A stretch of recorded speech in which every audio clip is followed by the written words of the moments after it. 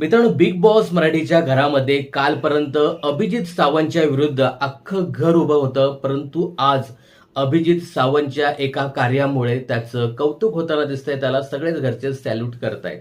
तर मित्रांनो, बिग बॉसच्या घरामध्ये पाताळ लोकांमध्ये नाणी शोधनाचा टास्क दिलेला आहे. एका टास्क अंतर्गत बहुतेक अरबाज आणि डीपी दादा हे लोक नाणी शोधायला जातात. दोघेही नाणी शोधून आणल्यानंतर इथे संचालक असलेली निकित आंबोळी ही टीम बी चे नाणे ग्राह्य धरत नाही. याच्यावरती अख्खं घर निकीला टार्गेट करताना दिसते. इथे मोठा राडा झालेला आहे.